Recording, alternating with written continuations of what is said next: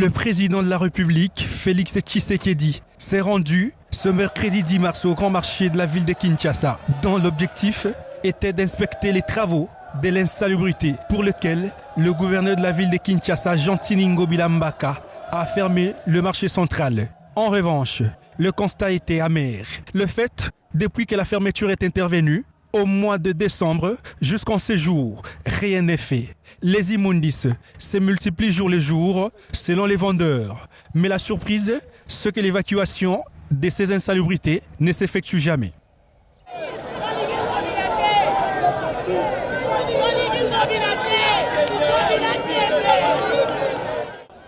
Les vendeuses du grand marché de la ville de Kinshasa regrettent de la fermeture et déclarent que quelques travaux ont été réalisés cette même nuit aux alentours de l'hôtel des villes en vue de signifier au président de la République que les travaux avancent. Gentili azana ba mama ya Zando, oya lesi mbongo. Azana ba syndicat, oya lesi mbongo. Poni nini na minute oyo, tangu president koya balobela ye. Oya ezali mascarade. Na koliko tanga ba kombo na bango na kati wana. Maître John Azali, Lola Azali, David Azali, Swede Azali, Christian Azali, Pesho Azali, bazali batu ya Zando. Oya Gentili leli mbongo, tangu president koya, pobaza na sima na ye. Papa, Fachi, ozali président du peuple. Biso be tozala posa na yo. Tozala ezali teka osona kana ba konji na kacha ba biro. Bazo kosa yo, bazo trahir yo. Ngobila zo sala mascarade. Tala lelo liboso hotel de ville. Ngobila kombi, mais ezala ka solo. Ezala ka solo komba kate. Lelo kombi po ebike yo, ozo ya na hotel de ville. Fachi fongola misu. Ngobila zali pion. Na ba conseiller na yo ba koboma yo. Allant dans le même sens que ses prédécesseurs, ce dernier demande au chef de l'État d'être vigilant. Mais batravailles ont été équilibrés. Des pas quand on s'en douana, à ça la musala maroté, soit que kuna kati fulu na fulu ni sous makasi, bakisa misu ya makasi.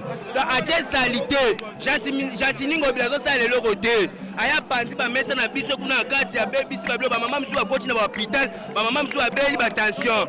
Mais Gentini ça musala maro ate. Yango to e awa, président mo ndenga beso kota na kacha kotala, amona nde Gentini tondi si salité kuna nyoso na alinga poba stop président ba bani président ça musala te. Germain Poundou, coordonnateur de Kinshasa Bopeto, s'est dit être satisfait et très joyeux de voir le président de la République venir visiter les travaux du grand marché. C'est un grand jour pour les Kinoises et les Kinois. Le gouverneur Ngobila a dit, le gouverneur Ngobila a fait. Et ce jour, le chef de l'État, qui est le garant de la nation, qui est le leader du peuple d'abord, vient s'enquérir des avancements de cette rénovation du marché. Le chef de l'État est venu soutenir le gouverneur afin que nous puissions entrer dans cette ère nouvelle, un marché nouveau, rénové, afin que les commerçants puissent travailler dans de bonnes conditions. Et vous voyez, nous sommes en fête ici. Il y a des drapeaux qui pendent. Bien sûr que nous sommes en démocratie. Il y a quelques badauds instrumentalisés par qui vous savez pour faire obstacle au développement de notre pays. Mais nous disons tout simplement que l'État est le bienvenu partout. Il s'y est dénoté que les travaux de la route de l'hôtel des villes s'effectuent alors que le chef de l'État était encore dans les murs de l'hôtel des villes pour une réunion avec l'administration de Kinshasa Bopeto. 9 mars 2020 à ce jour, 12 mois sont passés depuis que l'épidémie de la Covid-19 a été déclarée en République démocratique du Congo. Comment cette épidémie a-t-elle été gérée? Où en est-on? Comment pouvons-nous juger le bilan? Nous y reviendrons avec beaucoup de détails dans nos prochaines éditions. À l'occasion de la Journée internationale de femmes, célébrée le 8 mars de chaque année, Denise Nyakeru Tshisekedi, première dame de la République démocratique du Congo, en sa qualité de personnel de santé, est revenue sur l'implication des femmes dans la lutte contre la Covid-19. Pour elle, cet engagement vient s'ajouter aux efforts de la femme dans le futur égalitaire dans le monde de Covid-19.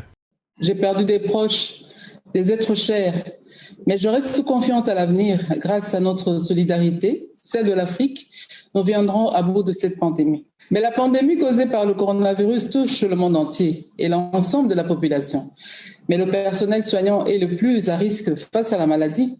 Elles sont exposées pour mettre les autres à l'abri. Leur implication est remarquable. Cette ancienne infirmière salue le courage de ses collègues infirmières, les aides-soignants, qui sauvent des vies en mettant les leurs en danger. En tant qu'ancienne aide-soignante, j'imagine les sacrifices que le personnel soignant consent pour faire face à cette maladie. Je n'ai pas oublié celles qui, malgré la pandémie, ont fait preuve d'un courage exemplaire pour tenir leur ménage. Que dire de celles dont la COVID-19 a stimulé l'innovation en leur ingéniosité en matière de santé et de celles qui ont contribué énormément à la sensibilisation pour les gestes barrières. Après que le gouvernement ait instauré la gratuité de l'enseignement primaire, la première femme congolaise a dédié tout un axe de sa vision dénommée « Plus forte » à l'éducation, avec un accent particulier sur l'éducation des filles et de femmes en sciences et technologies, ingénierie et mathématiques. Sans oublier que des bourses universitaires de sa fondation sont accordées aux finalistes de bac dans le but de contribuer à la création d'une élite féminine de demain. Les objectifs de développement durable visent à tirer parti des réalisations pour faire en sorte que la discrimination à l'égard des femmes et des filles cesse partout dans le monde, puisque les marchés du travail présentent encore d'énormes inégalités sociales. Déjà, le développement durable englobe beaucoup de choses. La santé, la pauvreté, la famine et tout. Donc, ça doit occuper la première place parce que tout ce que nous vivons font partie du développement durable. Aujourd'hui, le nombre de femmes évoluant dans le développement durable est plus élevé que jamais auparavant en RDC. D'où il convient de maintenir cette tendance car la femme devient un bras séculier de l'homme dans ces marchés vers les objectifs de développement durable. La femme a beaucoup de rôles à jouer. La femme, normalement, doit être une femme travailleuse, doit être une femme dynamique, doit être une femme visionnaire. Parce que cette femme doit s'élever là où les autres baissent les bras pour relever les défis. Nous sommes au début du forum de notre organisation. Nous avançons à petits pas, mais nous sommes en train de lutter pour que toutes les activités que nous aurons à faire puissent bien se passer et puissent bien évoluer.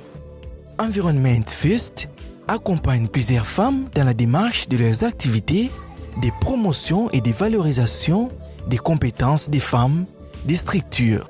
Cette ONG va devoir compter sur l'appui du gouvernement et des bailleurs de fonds afin de résoudre la question de la faim au Congo. La tâche n'est pas facile parce que nous sommes confrontés à beaucoup de difficultés, financières. Et vu que nous sommes vraiment au début, nous venons tout juste de constituer les sièges du FAOD RDC. Nous avons besoin que l'on nous soutienne par rapport à nos activités que nous allons faire, entre autres la sensibilisation, l'intégration aussi. Et cela demande de moyens financiers nécessaires et puis le partenariat aussi. Nous nous disons que ces femmes sont, comment dirais-je, le fruit, l'espoir du pays, l'espoir du forum pour le lendemain.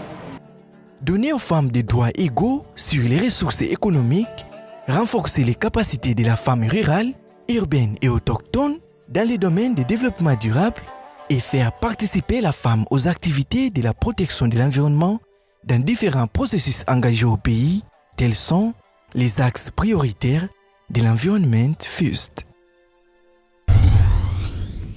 L'industrie minière de la République démocratique du Congo a exporté un volume de 1 587 459,35 tonnes de cuivre en 2020 et 1 420 386 tonnes pour 2019. Selon les statistiques provisoires dévoilées par le ministère des Mines, une hausse des productions annuelles de 11,7% a été enregistrée. Le ministère des Mines indique cependant que ces exportations enregistrées au Haut-Katanga et au Lualaba ont totalisé des redevances minières chiffrées entre 13 millions et 17 millions de dollars par semaine. Depuis janvier 2021, les prix des métaux connaissent une hausse qui a fait passer cette matière à un prix de 7,795 dollars par tonne la première semaine du mois de janvier 2021. Pour le mois de février, le prix est revenu à 9 600 dollars par tonne. La papaye est originaire d'Amérique latine, précisément le Mexique et le Guatemala. Aujourd'hui, on trouve des papayers dans toute la zone tropicale, notamment le Brésil, la Thaïlande, la Tanzanie et la RDC. C'est une baie de forme ovale, à la chair orangée, juteuse et à la peau verte et jaune, contenant des graines noires qui peut peser entre 500 grammes et plus d'1 kilo. La papaye est réputée d'être fruit miraculeux, à en croire les déclarations du professeur Luc Montagnier, célèbre cancérologue, sur les vertus anti-vieillissement et anti-cancer de ce fruit. Elle est porteuse d'un cocktail appréciable de vitamines. C'est une excellente source de vitamine C, mais également un fournisseur de vitamine A, vitamine B 5 et 9 et de potassium. Elle est riche en fibres alimentaires. La consommation des fibres est associée à un plus faible risque de cancer de côlon. La papaye est également riche en catéchine, un puissant antioxydant, donc à ce titre efficace contre les maladies inflammatoires et coronariennes et contre les radicaux libres, ces molécules qui accélèrent le vieillissement des cellules. La papaye apporte de la bétocryptoxanthine. Ce caroténoïde pourrait avoir une activité anticancérigène. Autre pigment caroténoïde présent, le lycopène qui aurait quant à lui des vertus anti-cancer de la prostate. Plus le fruit est mûr, plus il contient une quantité élevée de lycopène. À l'occasion d'un colloque à l'hôpital de la Pitié-Salpêtrière de Paris, le 13 septembre 2004, des scientifiques ont mis en avant des vertus de la papaye fermentée. Ce procédé a, semble-t-il, le mérite d'accroître la teneur en antioxydants, ce qui rendrait l'aliment efficace contre les maladies entraînant un stress oxydatif. Selon le professeur Montagnier, la papaye fermentée aurait en outre le pouvoir de stimuler les défenses immunitaires. Par ailleurs, une consommation trop prononcée de papaye est déconseillée aux personnes suivant un traitement à base d'anticoagulants. Nous avons visité une vendeuse des fruits qui a accepté de nous accueillir sans être filmée.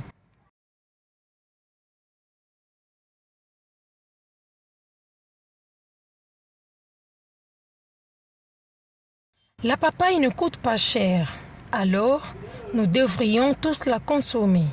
Notons par ailleurs qu'elle se doit d'être lavée avant sa consommation.